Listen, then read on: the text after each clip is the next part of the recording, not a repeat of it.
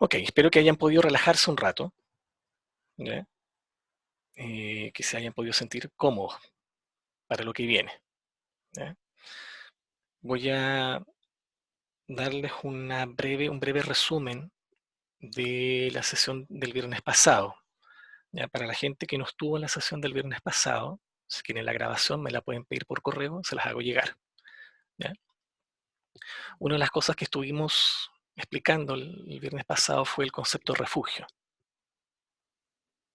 ¿verdad? Y dijimos que antes que todo lo que viene después, ¿verdad? Sea las cuatro nobles verdades, la aplicación del óctuple camino, ¿cierto? Que lleva al cese del sufrimiento, a la liberación del sufrimiento. Dijimos que antes que todo eso, la puerta de entrada para recorrer el camino o el sendero del Buda es la toma de refugio, la toma de refugio en las tres joyas, ¿no? Entonces ese es el primer paso para practicar el budismo y para poder convertirse en un Buda, ¿ya? El primer paso es tomar refugio.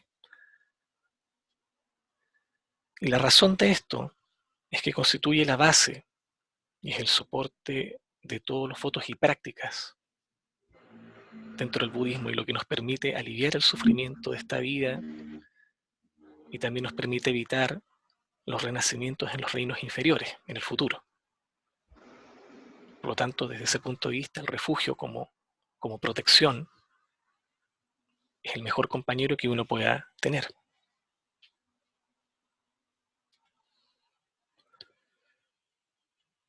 ¿ya?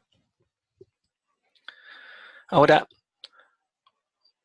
si uno nace, por ejemplo, como por ejemplo, tibetano, ¿ya? O nace como una eh, persona, ¿cierto?, de cualquier lugar de Asia donde se haya esparcido el budismo, ¿verdad? Entiende, ¿cierto?, lo que quiere decir el refugio y no hace falta dar más explicaciones, ¿no? Pero nosotros los occidentales necesitamos tener una base detallada de lo que es la práctica, ¿cierto? De lo que es la práctica de la meditación y en particular de lo que es el refugio, de cuáles son las razones, ¿cierto?, para el propósito, ¿cierto?, de poder cultivar el refugio. Entonces, cuando uno estudia, por ejemplo, la vida de algunos maestros, ¿verdad?, como Buda, ¿cierto?, como Padmasambhava, ¿cierto?, uno reconoce, ¿verdad?, sus cualidades, ¿cierto?, su camino de vida y liberación, ¿verdad?, y todos los logros que ellos consiguieron. Entonces, cuando uno reflexiona sobre la vida de estos grandes maestros, ¿verdad?, como el Buda, por ejemplo, como Guru Padmasambhava y otros, surgirá en nosotros la inspiración, ¿verdad?, la motivación para que nosotros podamos tener esos mismos logros, ¿verdad? Nos vamos a sentir inspirados a recorrer su camino. Entonces, este tipo de inspiración es algo vital para nosotros como practicantes, ya que esto nos ayuda a guiar nuestras vidas, ¿verdad? Pero el punto más importante es entender, ¿cierto?, qué es Buda, ¿cierto? ¿Quiénes son realmente? ¿Cuál es la cualidad que los hace especiales a estos distintos maestros, ¿verdad?, que han obtenido la iluminación, el despertar, ¿no? ¿Cierto? En qué sentido, ¿cierto?, se vuelven ellos especiales, ¿verdad? ¿Qué los hace distintos? Entonces eso es lo que uno debe reflexionar, ¿no? Muchas veces en algunas prácticas de meditación, lo primero que uno parte, ¿verdad?, es tomando refugio. Pero si uno no entiende realmente el refugio, ¿verdad?, si uno no comprende realmente el sentido del refugio, esto se vuelve solamente tomar refugio en palabras, ¿verdad? No se vuelve como una especie de plegaria nomás, pero como una aspiración, pero no se vuelve un camino de transformación interna, que es lo que se supone que debería ser, ¿no? Entonces, podemos decir desde ese punto de vista que la diferencia real entre estos maestros, ¿cierto?, que han obtenido liberación y nosotros es que ellos practican y realizan el resultado, realizan el fruto de la práctica, ¿no? Y se vuelven, a través de su propio esfuerzo, Budas. Entonces cada uno de ellos, ¿cierto?, se realizó y cada uno comprendió por sí mismo, ¿verdad?, ¿cierto?, su propia condición. Mientras nosotros no hemos tenido éxito en poder llevar a cabo, ¿cierto?, en poder lograr este tipo de nivel de realización, ¿no? Entonces, básicamente, lo que ellos han hecho es liberarse de sus tres venenos, de sus tres emociones negativas, ¿cierto?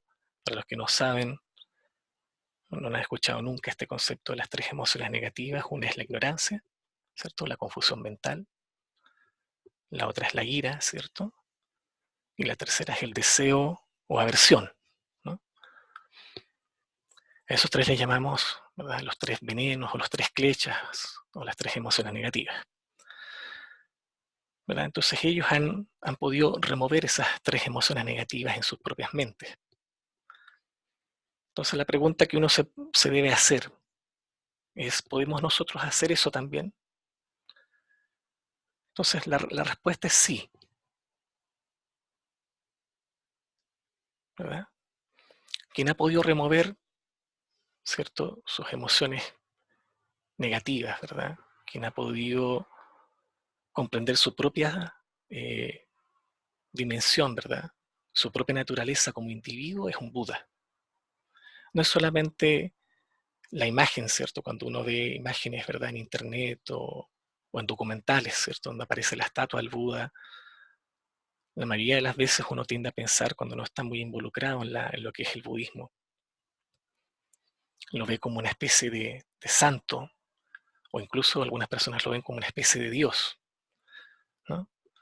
Pero la verdad es que para los budistas hay dos aspectos que podemos describir en ese sentido de lo que es el Buda, ¿no? Buda como la persona histórica, ¿cierto?, la persona que ha hecho el esfuerzo, ¿verdad?, y que ha podido por su propio trabajo interno convertirse en un Buda.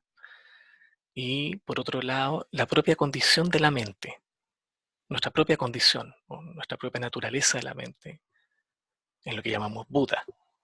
Entonces esa condición natural de la mente es algo que está en todos nosotros, todos los seres, ¿eh? Desde ese punto de vista, entonces, todos podemos aspirar a convertirnos en nuestro propio Buda, ¿eh? Esto es un poco una breve explicación de lo que es el Buda para la gente nueva, que no haya tenido este tipo de introducción, ¿no? Entonces podemos definir un Buda, ¿verdad?, como alguien que no tiene ninguna falta y tiene todas las cualidades positivas, todas las cualidades de su mente iluminada, ¿no? Entonces la razón de que esta persona, de este individuo, ¿verdad?, haya podido descubrir, reconocer esas cualidades positivas es el Dharma, que es la segunda de estas joyas, ¿cierto? La primera es el Buda, ahora la segunda es el Dharma. Entonces, en forma muy breve, hay dos tipos de Dharma, dos tipos cuando hablamos de Dharma generalmente, ¿verdad?, nos referimos a las escrituras, al aspecto escritural, a la tradición, lo que el Buda dejó, su legado escritural y de enseñanzas, ¿no? ¿Cierto? Este es un aspecto del Dharma, un aspecto del budismo. Pero también el Dharma es la realización personal de cada uno de nosotros, ¿cierto? Cuando practicamos meditación y descubrimos, ¿verdad?, comenzamos a descubrir qué es esta mente, ¿cierto?, que somos nosotros realmente. Esa experiencia es el Dharma, ¿verdad? Entonces, gracias a la primera, ¿cierto?, al primer aspecto del Dharma, a las escrituras y a la tradición, podemos realizar la segunda, la experiencia. Entonces, si practicamos de acuerdo a la tradición, podemos llegar a tener algún tipo de realización espiritual. Y esta realización tiene que ver con abandonar nuestras propias faltas y manifestar nuestras cualidades iluminadas, ¿cierto? Ese es realmente el objetivo. Entonces, para esto uno debe comprender que este tipo de realización tiene que ver con nuestra propia mente y depende de nuestra propia mente. Por tanto, el aspecto principal de la discusión, ¿cierto?, de esta conversación que estamos teniendo acerca del Dharma es apuntar a la naturaleza de nuestra propia mente. Entonces podemos decir desde este punto de vista que aquello que debe ser aceptado y aquello que debe ser abandonado, ¿cierto? Aquello que debe ser aceptado, ¿verdad?, es, ¿cierto?, descubrir, ¿verdad?, nuestras propias cualidades, ¿cierto?, lo positivo que hay en nosotros, ¿verdad? Y aquello que debe ser abandonado son los tres venenos emocionales o las tres emociones negativas, las faltas que nublan nuestra mente, ¿verdad? Entonces, podemos decir que lo interesante, ¿cierto?, de observar esto, ¿cierto?, de verlo desde el punto de vista de aquello que debe ser aceptado y aquello que debe ser abandonado, en particular aquello que debe ser abandonado, es que tiene como característica que uno puede, ¿cierto?, liberarse de ello, ¿cierto?, liberarnos de estas emociones negativas. No hay nada en estas emociones negativas que nos impida poder removerlas, ¿verdad? Podemos decir, por un lado, que no hay obstáculos para liberarnos de nuestros aspectos o de nuestros condicionamientos negativos, y por otro lado, nuestras cualidades iluminadas están siempre presentes en nosotros, tienen el potencial de manifestarse, ¿cierto? Por ser una condición natural en nosotros, no es algo que nosotros podamos obtener afuera, ¿verdad? O reemplazarlas, ¿verdad? O agregarle algo, quitarle algo a ellas. Es básicamente un tema de comprensión, de cognición, podríamos decirlo. Por lo tanto, cuando removemos nuestros obstáculos emocionales, ¿cierto?, que son estas emociones negativas, cuando removemos nuestros obstáculos cognitivos, ¿verdad?, que nos impiden despertar en nosotros, ¿cierto?, estas cualidades iluminadas de nuestra mente, ¿cierto?, estas últimas se manifiestan por sí solas, ¿no? Y desde ese punto de vista podemos nosotros decir que hemos alcanzado el fruto, que es el estado de la iluminación. Espero estar haciéndome entender con estas ideas, ¿no? Entonces, la distinción entre lo que debe ser practicado, ¿cierto?, lo que debe ser aceptado y aquello que debe ser abandonado, entonces proviene de la tradición. Y una vez que uno ha conectado con esta tradición y ha hecho uso de ella, ¿verdad?, uno va a obtener el efecto de la práctica. Por lo que se hace, ¿cierto?, hay una relación, ¿verdad?, entre, ¿cierto?, causa y efecto entre la tradición del Dharma escritural, ¿cierto?, las enseñanzas, y el Dharma de la realización. Entonces esto define un poco lo que es Dharma en términos generales. Y finalmente el tercer objeto, la tercera joya del refugio, que es la Sangha. Generalmente uno dice que es la comunidad de practicantes, ¿verdad? Sean practicantes monásticos, sean practicantes laicos como nosotros.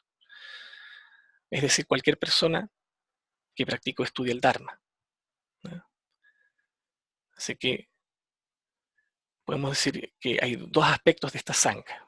Una, por un lado, ¿verdad?, aquellos, ¿cierto?, que se juntan, se reúnen para poder practicar las enseñanzas del Buda, y un nivel más alto de la Sangha que corresponde a aquellos que merecen ser honrados o recibir ofrendas, ¿verdad?, que son Budas y seres que están en el camino a convertirse en Budas. ¿Ok? Dentro de todas estas tres joyas de refugio, el Dharma es el aspecto más importante, porque es lo que causa, ¿verdad?, lo que nos conduce al estado del Buda y nos conduce a la Sangha, ¿cierto? Habíamos dicho que Buda es quien ha realizado el Dharma, y Sangha es quien está realizando el Dharma. Por lo tanto, el Dharma, ¿cierto?, es el aspecto central de los tres. Es lo que causa los otros dos objetos de refugio. Entonces, lo importante, ¿verdad?, de todo esto es que uno no debe escuchar esto como si fuera algo poético únicamente, ¿no?, o algo romántico, ¿cierto?, o solamente una enseñanza, algo que yo puedo leer. Uno debe reflexionar en estos tres aspectos del refugio. Debe reflexionar en los pros y en los contras, ¿cierto?, en las ventajas de tomar refugio y en las desventajas de tomar refugio, porque es importante eso para nosotros, ¿no? Entonces debemos entender eso. Si no lo entendemos y nos quedamos pegados en las ideas, ¿cierto?, en las palabras literales, en los conceptos como Buda, ¿verdad?, en la filosofía, en el aspecto intelectual únicamente, entonces perdemos de vista el significado verdadero tanto del Dharma como de los textos del Dharma de la realización. es liberarnos de nuestras emociones negativas y de sus consecuencias, ¿no?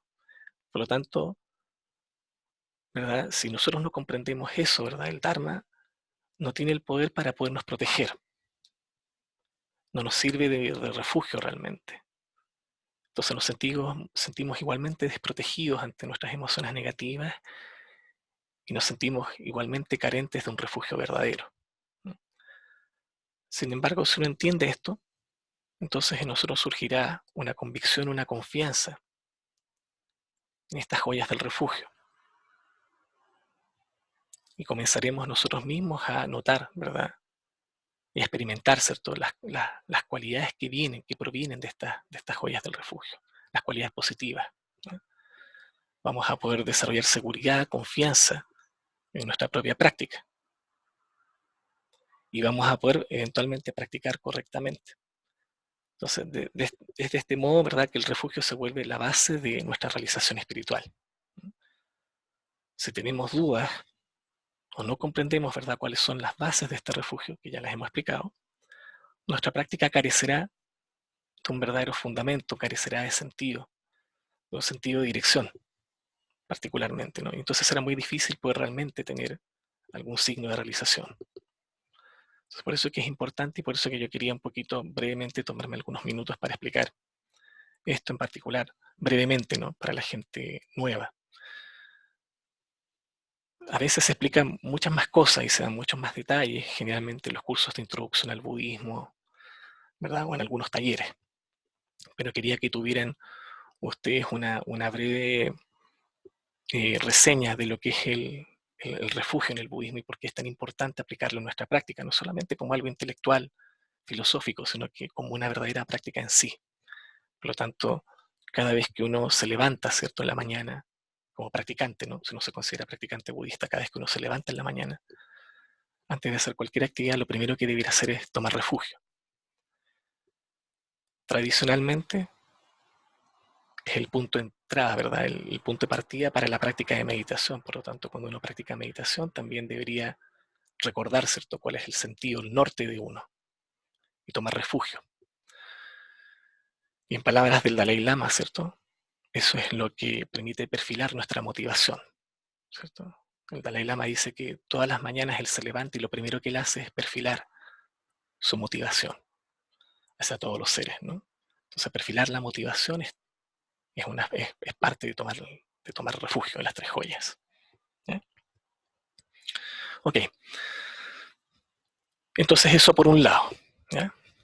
Vamos ahora a practicar unos minutos antes del break, antes de hacer un break, un descanso para ir al baño, y vamos a repasar la postura de 7 puntos, ¿verdad? Eso fue también lo otro que conversamos brevemente en la sesión anterior, ¿verdad? Cuando nos vamos a sentar a practicar meditación formalmente, ¿cierto? Nos sentamos en un cojín, generalmente en el borde del cojín, no en toda la superficie, en el borde, con el objetivo de que las piernas y las rodillas bajen un poco y las caderas estén un poquito más arriba.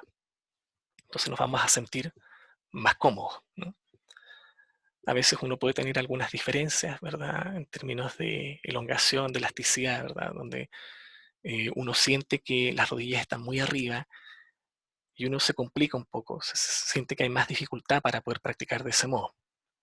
Si uno está pasando por eso, puede utilizar otro cojín, ¿no?, hasta que uno realmente se sienta cómodo en esa posición. La idea es sentirse cómodo, sentir que no es una tortura estar practicando 5 o 10 minutos, ¿no?, ¿verdad? Sentirse cómodo, ¿ok? Entonces, una vez que estamos cómodos, tenemos que observar la postura de nuestras piernas. Las piernas están cruzadas, ¿bien?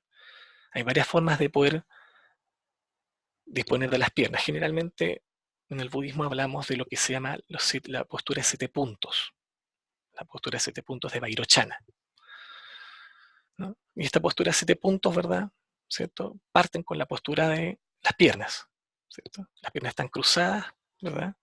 El pie izquierdo sobre el muslo derecho y el pie derecho sobre el muslo izquierdo. Ese es en el mejor de los casos, ¿ya? Obviamente no todos tienen, ¿verdad?, la misma disposición, ¿cierto? Física, ¿verdad? La misma condición física, por lo tanto, uno puede ir variando un poco la postura en la medida que uno se sienta cómodo, ¿ya? Para las personas que no tienen esa capacidad de elongación, pueden colocar, en vez de colocar, ¿verdad?, el pie derecho sobre el muslo izquierdo, colocarlo debajo, ¿verdad? O simplemente tener las piernas cruzadas, ¿ok? Ese es el punto, el primer punto de la postura. El segundo punto de la postura es la espalda, que es uno de los más importantes a mi modo de ver, ¿ya? La postura de la espalda debe estar recta, como una flecha, dice la tradición. Ahora, uno no necesita poner tensión en la espalda, simplemente mantenerla recta. ¿Okay? Ese es el segundo punto. El tercer punto, la posición de los brazos. Los brazos están en una postura que se llama la postura del buitre, donde los brazos están ligeramente eh, doblados, ¿verdad? Como si estuviéramos sosteniendo una jarra o un cántaro en nuestras manos, ¿no? Una ligera curva. Y las manos, ¿verdad? La mano derecha descansa sobre la palma izquierda y los dedos pulgares están unidos. ¿Ok? ¿Cierto?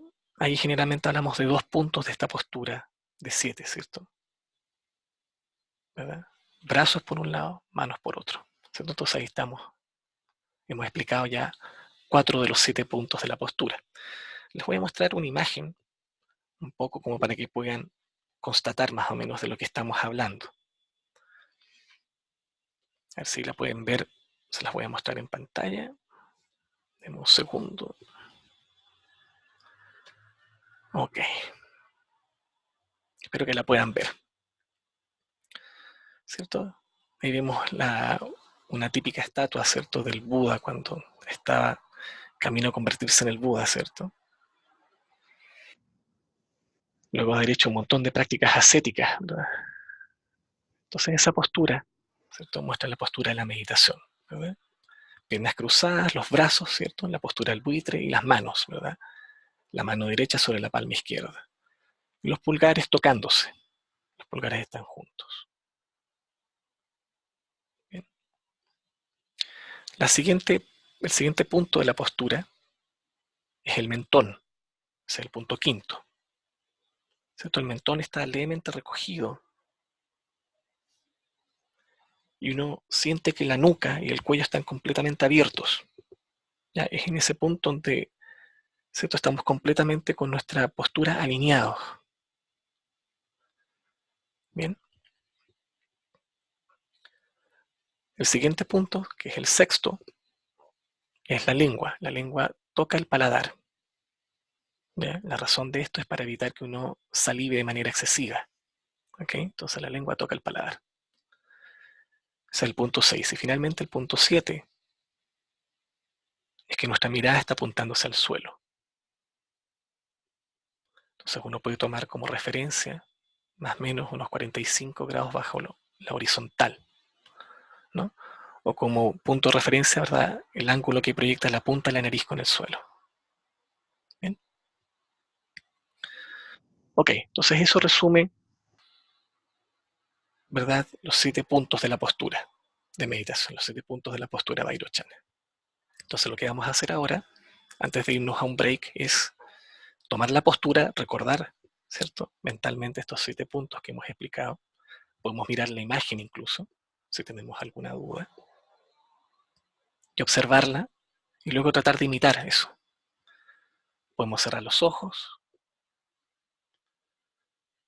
¿ok? Para este caso podemos cerrar los ojos y vamos a ir mentalmente revisando, chequeando, como si estuviéramos escaneando el cuerpo, desde la punta de los dedos del pie, ¿verdad? Subiendo, ¿cierto? Pasando por las piernas, subiendo por el tronco, hasta llegar a la coronilla de la cabeza. Y luego desde la coronilla de la cabeza, bajamos, ¿cierto? Y hacemos el proceso inverso. Pasamos por el tronco, luego las piernas hasta llegar a la punta de los dedos de los pies. Entonces vamos a ir haciendo ese proceso, ¿ok?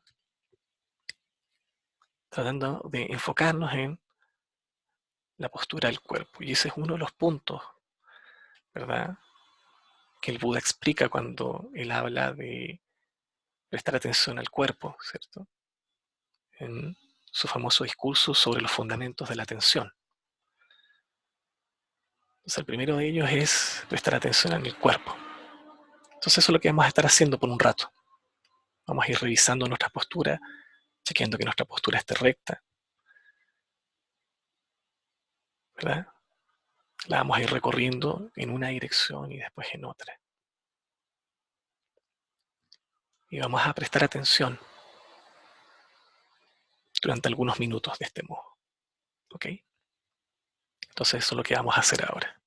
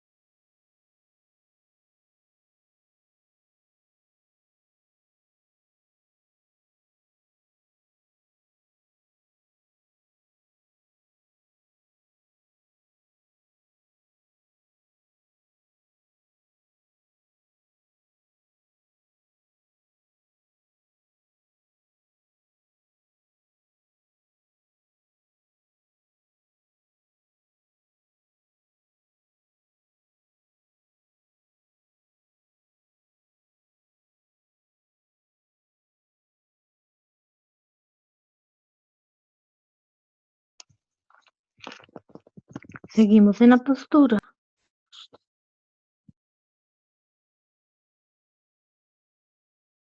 Sí, seguimos en la postura. Estamos solamente haciendo eso por un rato.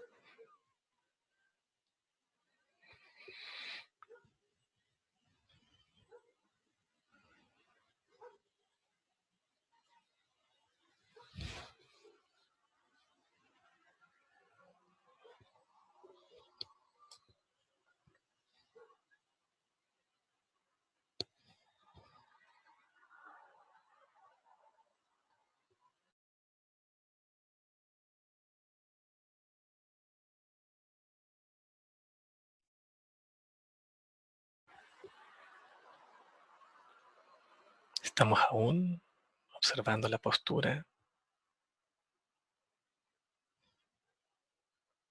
chequeándola.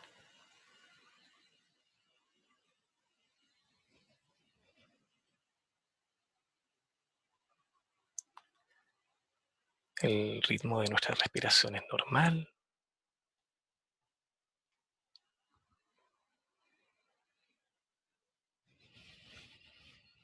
Y ahora comenzamos a soltar el chequeo, ¿cierto? Esta revisión que estamos haciendo y simplemente nos relajamos en la postura,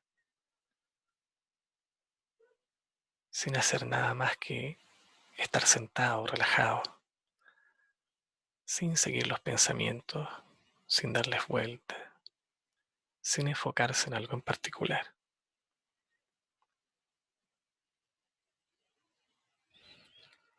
Observamos nuestro cuerpo, observamos cómo está nuestra mente,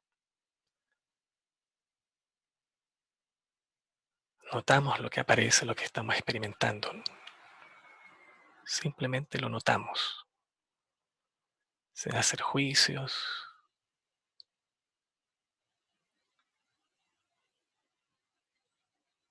sin analizar, sin generar conceptos, simplemente relajados. Nos relajamos en la experiencia.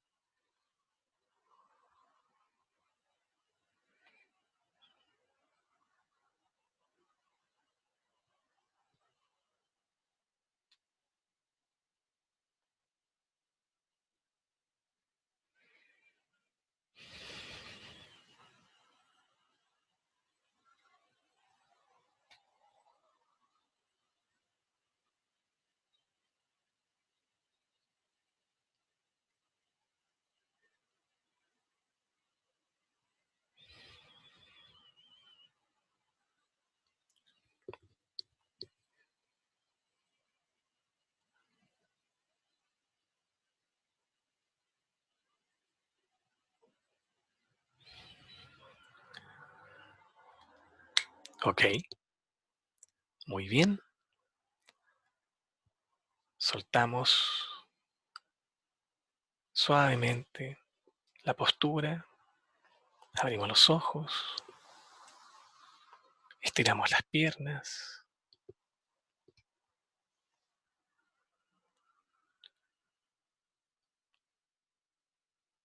siempre manteniendo este aspecto de presencia, ¿verdad? Que hemos estado tratando de cultivar, ¿cierto?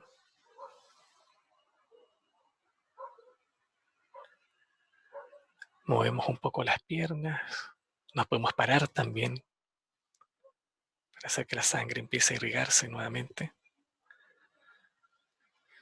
Y vamos a descansar por unos 7 minutos aproximadamente para ir al baño, ¿verdad? Para tomar un poco de té y retomamos. ¿Ya?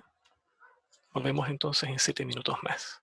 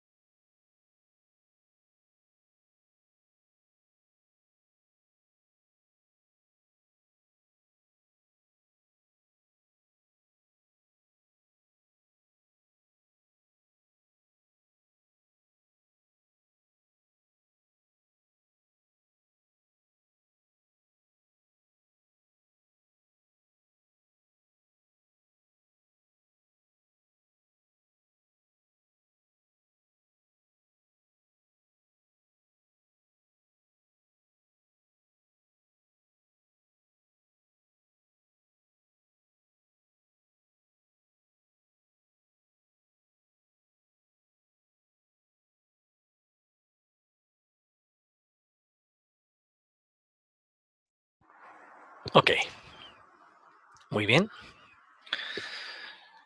Retomamos.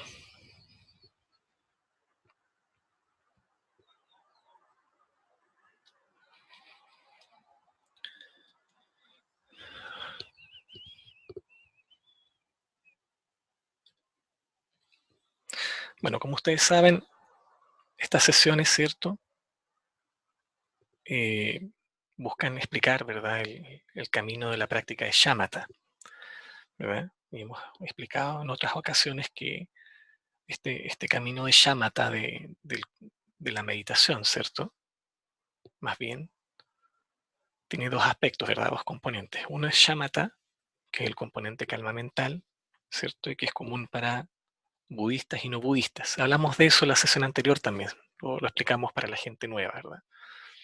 Entonces, en cualquier tipo de meditación, en cualquier vehículo del budismo, en cualquier escuela del budismo, linaje, solamente vamos a encontrar, ¿verdad?, estos dos componentes en la meditación. El componente shamatha y el componente de vipassana, ¿ya? Cuando uno lee los sutras, en particular los sutras antiguos, las explicaciones del Buda, ¿verdad? Buda no hace esta distinción entre shamatha y vipassana.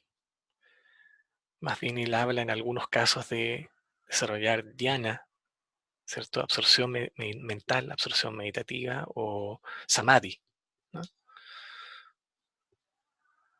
Después eventualmente esas distinciones empezaron a ser más reconocibles, ¿verdad? Con el paso del tiempo, ¿cierto? En que el budismo se empezó a desarrollar, a sistematizar más. Entonces, cuando hablamos de shamatha, ¿cierto? Este shamatha es, como les decía anteriormente, es común para los practicantes budistas como para los practicantes no budistas, le hace jainas, hindúes, etc. Entonces, la palabra shamatha o shine en tibetano, ¿verdad? La primera sílaba de la palabra shi, en el caso de las primeras dos sílabas shama, se refieren a paz o pacificar, pacificación. Así que el significado de paz o pacificación en este contexto es que normalmente nuestra mente está bajo un torbellino de emociones, de agitación mental. Entonces la agitación es la agitación del pensamiento, ¿no? Nuestros pensamientos son principalmente una preocupación obsesiva con el pasado, una conceptualización del presente, ¿verdad? Y una preocupación obsesiva con el futuro, ¿verdad? Siempre estamos pensando, ¿verdad?, en lo que hicimos antes, en lo que estamos haciendo ahora, en lo que vamos a hacer, ¿verdad? Entonces esto significa que nuestra mente usualmente no está experimentando el momento presente. Entonces, desde ese punto de vista, los varios significados de Shi y Shama son básicamente pacificar, pacificación, o desacelerar, o calmarse, o descansar. Y el significado de la sílaba Ne es permanecer o morar. A veces se explica como un estado, ¿verdad? Y este último, ¿cierto? Es el equivalente a la sílaba sánscrita al final de la palabra shamatha, ¿no? La sílaba ta. Por lo tanto, shamatha es morar en el estado de calma mental o de pacificación mental. Entonces, cuando uno está recorriendo el camino de shamatha en particular, ¿verdad?, dijimos que es importante, ¿cierto? Porque shamatha permite meditar en la sabiduría, ¿cierto? Y esta sabiduría es eventualmente lo que nos permite liberar, ¿cierto?, de nuestros condicionamientos, de nuestro sufrimiento, ¿no? Esta es la sabiduría que libera, ¿no? Por lo tanto, shamatha es un prerequisito para esta sabiduría, ¿cierto? Esta sabiduría es la sabiduría de vipassana. Generalmente y de manera más pedagógica, uno explica primero shamatha y luego explica vipassana, ¿no? Por lo tanto, uno comienza practicando shamatha un tiempo, ¿bien? para que después eventualmente el aspecto de Vipassana se pueda cultivar. ¿Cierto? Esto es básicamente el modo de presentar la meditación para los practicantes nuevos, pero para los practicantes que ya tienen un tiempo, ya que tienen experiencia de su práctica, la idea es cultivar shamatha y vipassana de manera unida. ¿Bien? Lo cual obviamente requiere, ¿cierto?, que uno haya tenido varias horas de práctica, varias horas de vuelo, ¿no?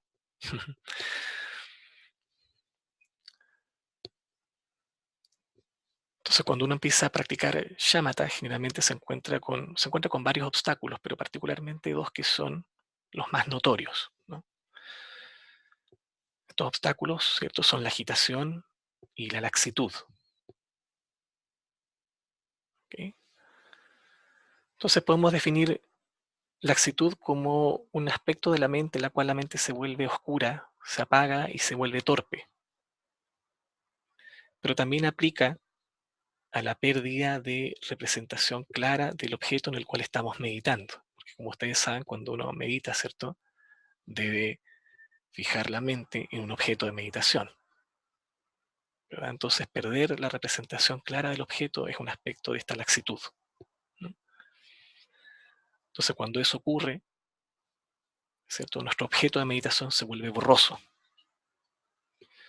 Ahora, en la agitación ocurre lo contrario. La mente está totalmente inquieta y es capaz de permanecer en el objeto de meditación. Es posible que la mente se fije en otras cosas, pero no obedece a la fijación en el objeto, ¿cierto?, que estamos usando para nuestra práctica. Entonces, cuando nosotros estamos desarrollando fijación, ¿cierto?, concentración en el objeto, esta fijación tiene dos aspectos. Uno, ¿cierto?, de aprehensión del lugar o del estado al que se dirige la atención, y otro el de aprehensión del aspecto de claridad del objeto. Este último aspecto es el que da origen a la aprehensión de la imagen reconocible, ¿cierto?, una imagen cognitiva del objeto. Entonces, cuando hablamos de agitación, esta agitación corresponde a una subcategoría de los tipos de movimiento mental errático, o de distracción o de dispersión del objeto, y es considerada una falta respecto al posicionamiento de la mente en el objeto de meditación. Y eso ocurre debido básicamente al deseo y al aferramiento, ¿eh? Debido a esos dos aspectos, ¿cierto?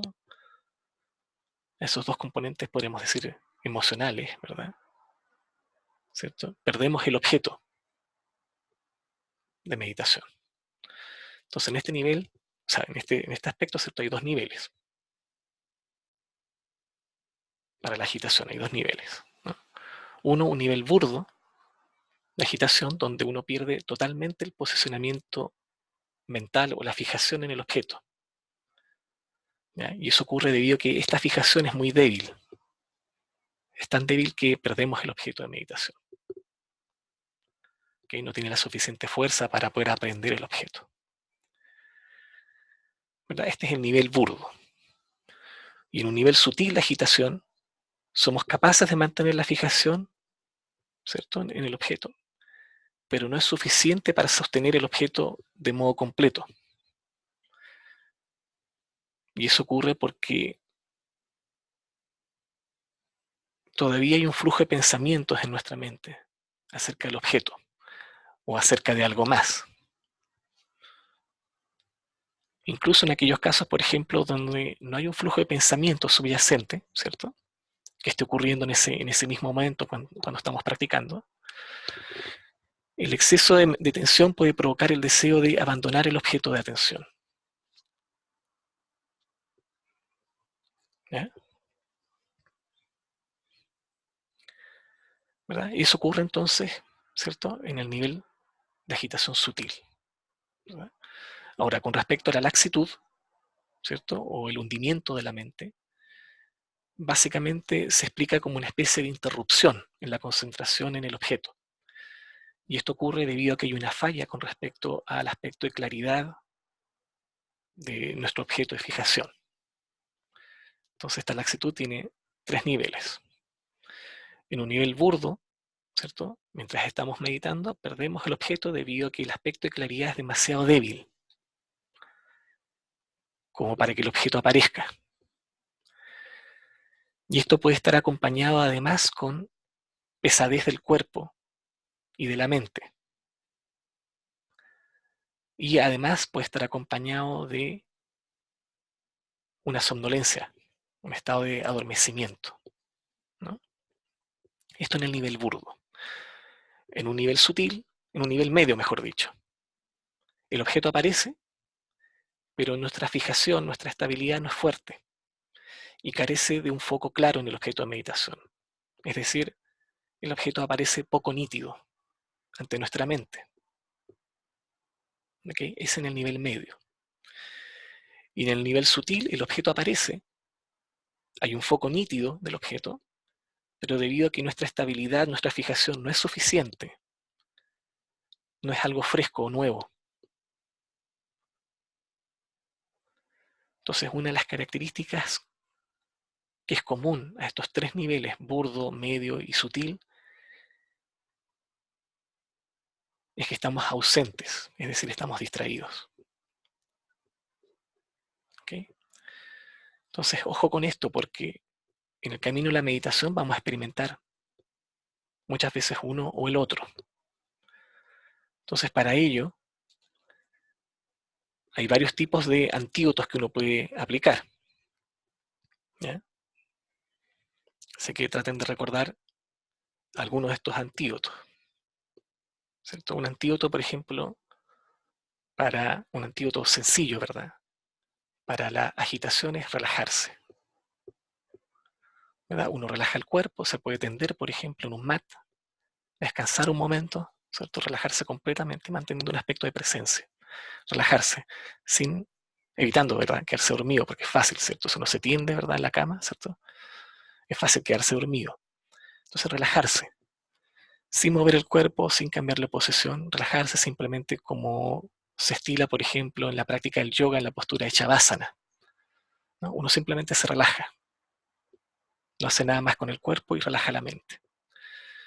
Como cuerpo y mente están conectados, ¿cierto? Si el cuerpo está relajado, la mente también se empieza a relajar. Y al revés, ¿no? Si la mente se relaja, el cuerpo también. Así que ahí tienen un tip, ¿verdad? Una técnica sencilla para poder controlar la agitación, ¿verdad? Hay otros antídotos, por ejemplo, como usar algunas técnicas de respiración, como para el pranayama, por ejemplo, las técnicas de Salum Tiglé, ¿verdad? Para poder controlar el aspecto de la agitación, ¿verdad? Ahora, para las personas que están experimentando lo opuesto, ¿cierto? Laxitud, que se puede hacer. Una técnica sencilla, ¿cierto? Es lavarse la cara, ¿verdad? Con el objetivo de despertar. Masajearse un poco la cara, el cuerpo, ¿cierto? Cuando estamos meditando con el objeto de despertar, ¿cierto? Abrir también los sentidos, abrir los ojos, ¿verdad? Estar, ¿cierto? Presentes a toda la experiencia sensorial. Eso nos ayuda también a despertar, ¿ok? Entonces ahí tienen algunos pequeños antídotos que pueden ocupar, ¿cierto? Se empiezan a experimentar, ¿verdad? Agitación o somnolencia. Ahora, cuando estemos aplicando esos antídotos, uno debe ser cauto al aplicarlos, porque si los aplica en forma excesiva, puede saltar de la agitación a la somnolencia y viceversa. ¿Cierto? Si está experimentando somnolencia, saltar de la somnolencia a la agitación. ¿Ok? Así que uno debe aplicarlos de manera equilibrada. Bien. Ok. Con respecto a la práctica, ¿cierto? Uno, cuando practica, ¿verdad? Dijimos que una de las primeras cosas que uno debe hacer, ¿cierto? Es tomar refugio.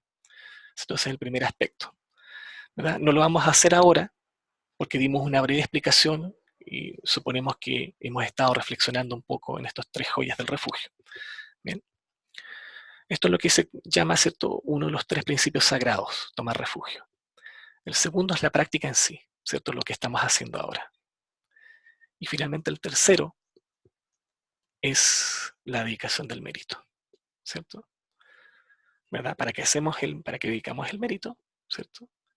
Dedicamos el mérito básicamente porque cuando uno hace la práctica de meditación, uno debe evitar involucrarse en los conceptos, ¿cierto? Lo explicamos un poquito antes, ¿cierto? Y para que el mérito no pueda ser destruido por los conceptos, entonces uno dedica este mérito para el beneficio de los demás. Esa es una de las razones. La otra razón para dedicar el mérito es que nosotros necesitamos desarrollar generosidad, desarrollar una mente altruista, ¿cierto? Estamos haciendo, ¿verdad? Algo para nosotros, ¿verdad? Estamos cultivando algo para nosotros,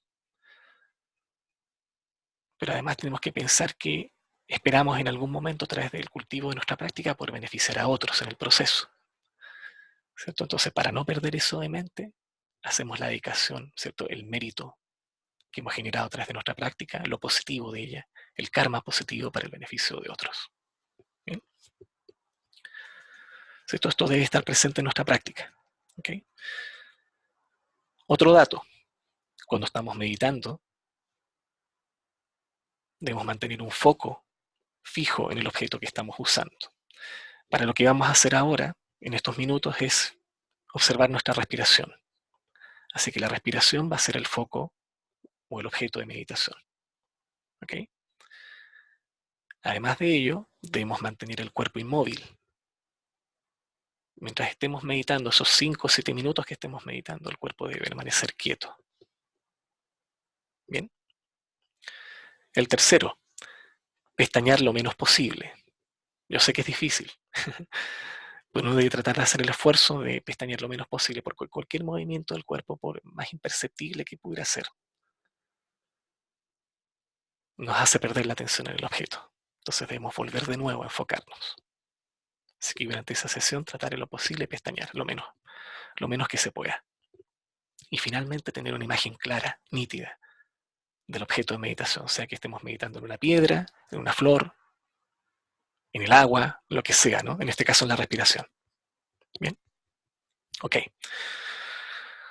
Lo que vamos a hacer ahora, durante 4 minutos primero, vamos a tomar la postura, vamos a adoptar la postura de meditación y vamos a enfocarnos en la sensación de la respiración. Bien, el momento de inhalar y el momento de exhalar, siempre por la nariz. ¿Ok? Solamente nuestra atención está fija en la sensación de la respiración. Uno no debe pensar, ahora estoy inhalando, ahora estoy exhalando. No, solamente la sensación.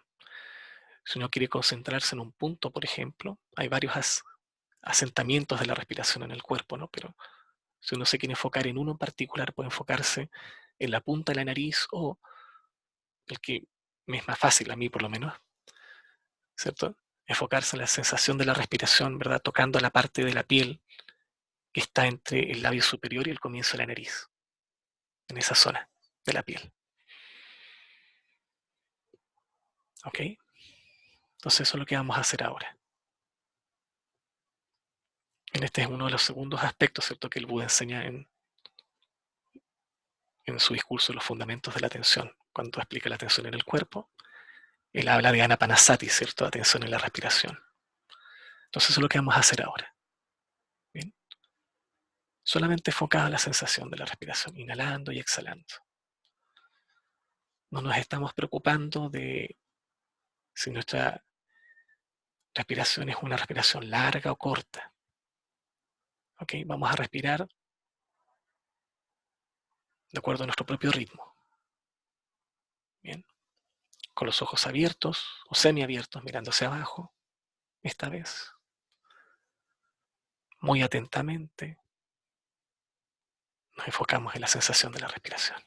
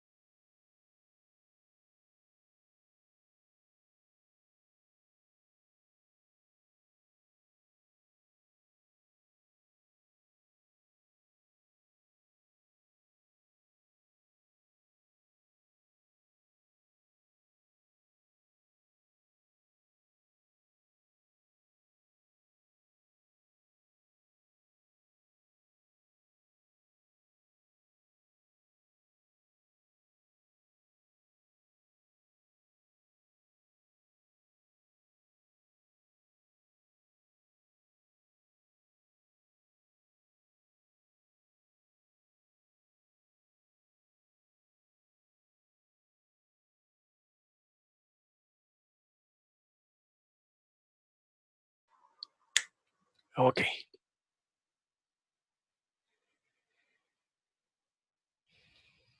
Podemos soltar la postura nuevamente, lentamente,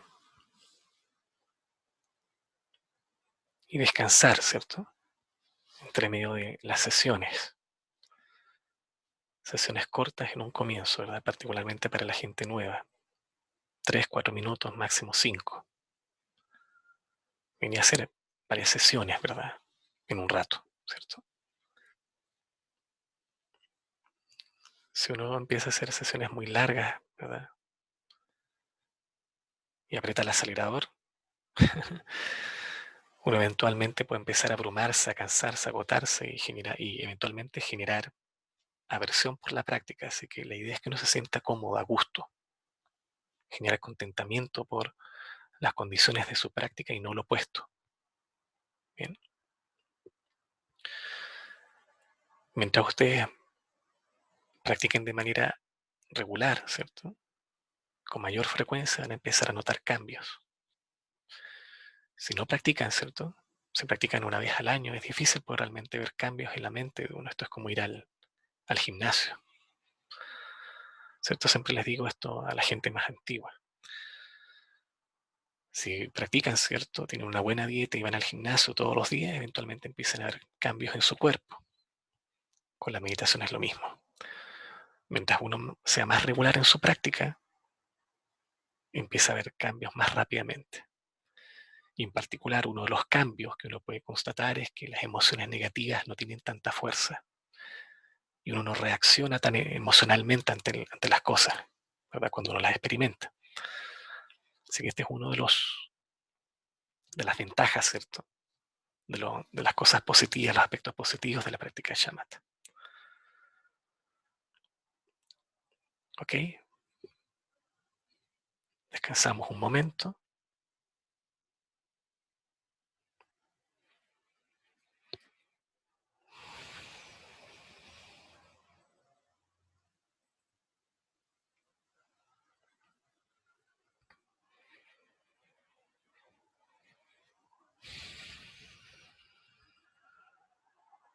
Volvemos a tomar la postura.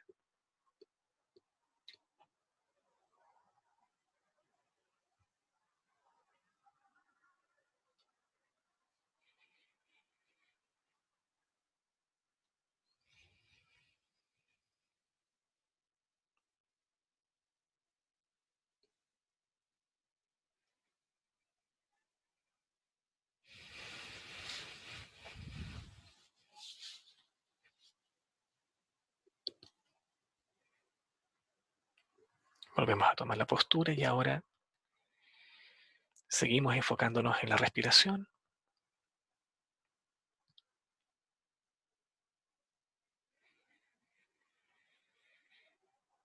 Entonces inhalamos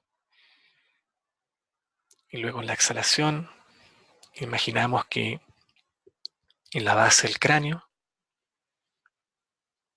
la sensación de la respiración permea, ¿verdad? Y penetra, ¿cierto? Desde el cuello a los hombros primero. No estamos visualizando nada, sino que simplemente la sensación de la respiración.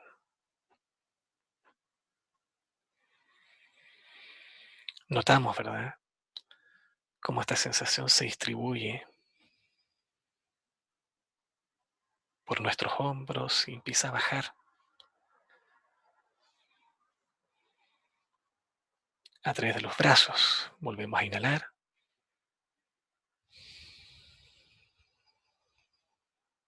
Y siempre desde la base del cráneo notamos como la sensación de la respiración se distribuye por los hombros y ahora baja por los brazos hasta salir por los dedos de las manos.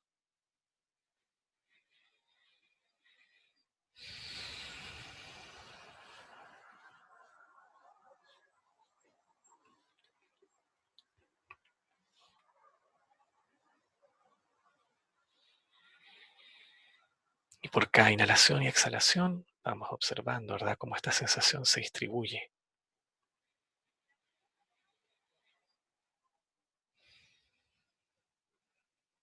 a través de los hombros, de los brazos, las manos, los dedos de las manos.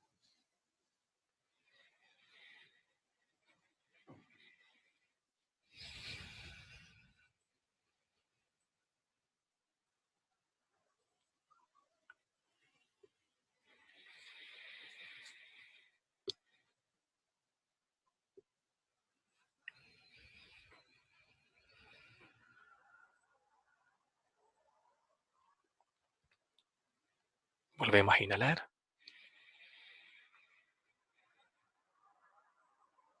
Y al exhalar, sentimos como la sensación de la respiración baja a lo largo de la columna hasta llegar a la altura del coxis.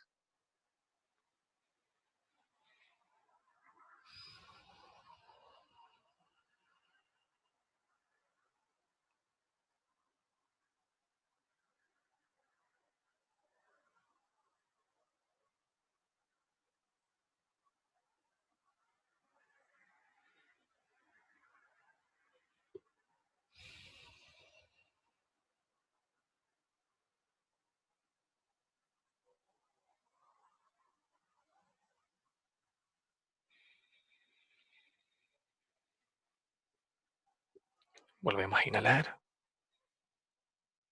y al exhalar sentimos o nos enfocamos en la sensación de la respiración desde la base del cráneo, como baja a lo largo de la columna.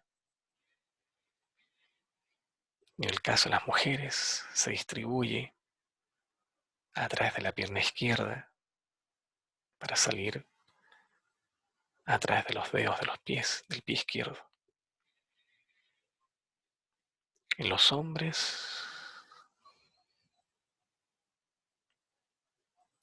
baja por la columna y luego se distribuye por la pierna derecha hasta salir por los dedos del pie derecho.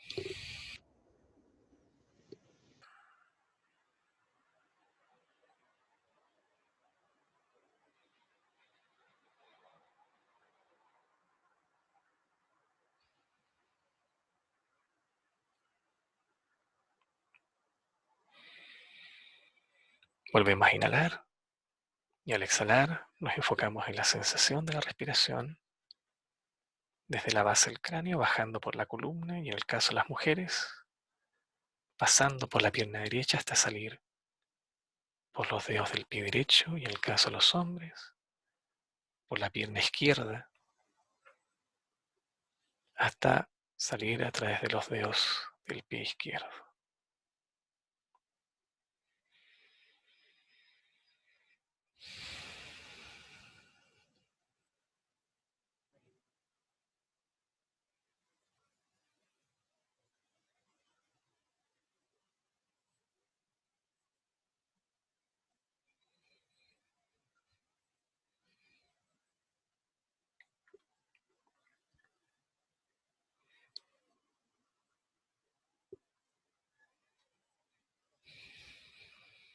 Inhalamos nuevamente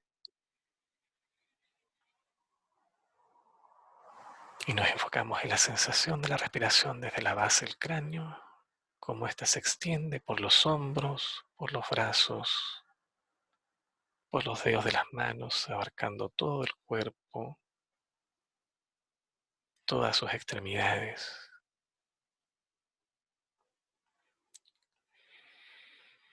enfocándonos en la sensación de la respiración como permea todo nuestro cuerpo,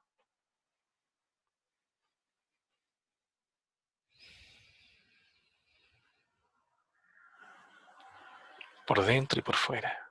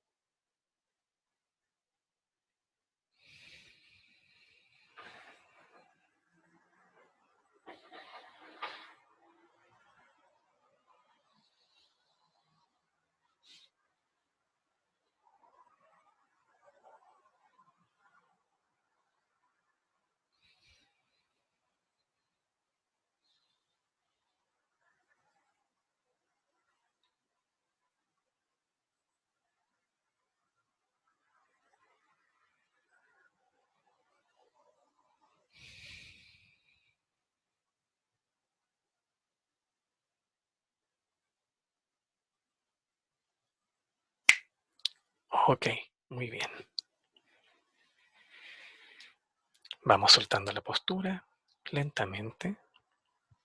Estiramos las piernas sin perder la presencia que hemos estado generando durante la práctica. Entonces hacemos un breve resumen, recapitulamos todo lo que vimos hoy día, ¿cierto?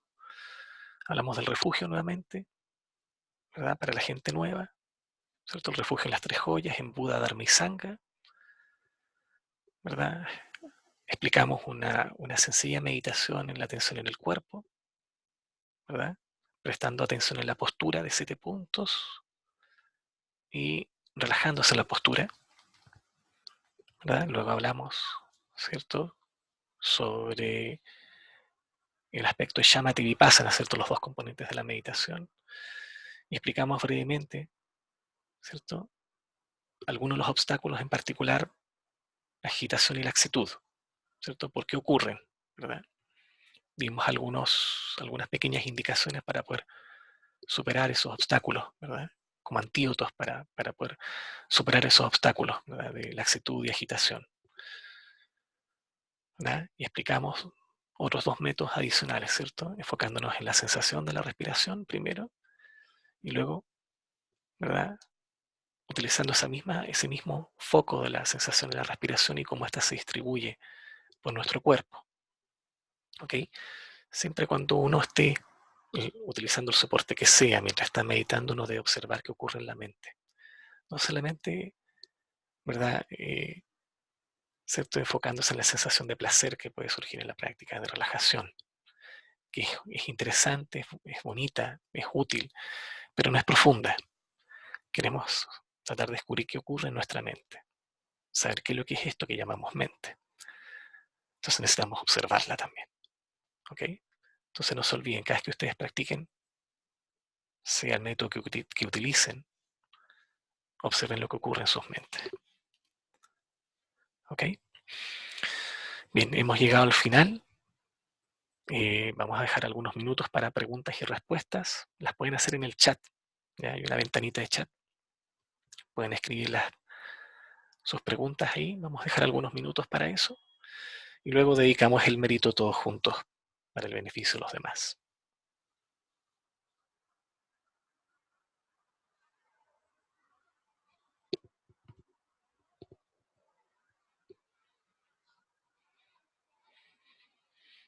Francisco, parece que tú tenías una pregunta. ¿O me equivoco?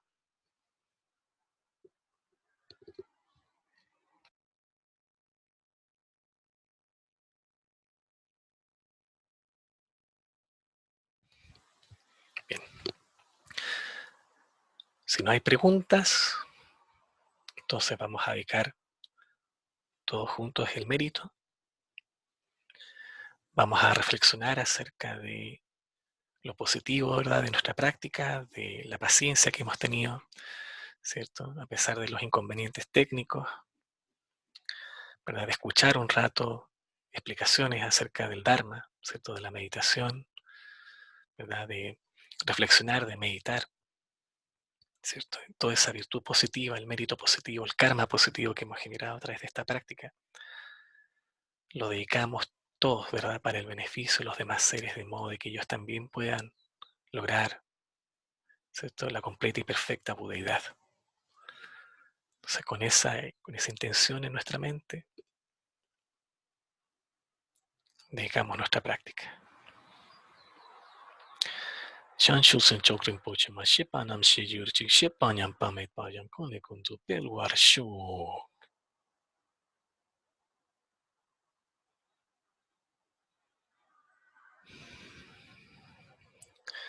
Muchas gracias a todos por su participación. Nuevamente les pido disculpas por el inconveniente técnico del día de hoy. Esperamos que la sesión del próximo viernes sea más transparente, con menos obstáculos. Les agradezco la asistencia, que tengan un buen fin de semana. Hasta luego.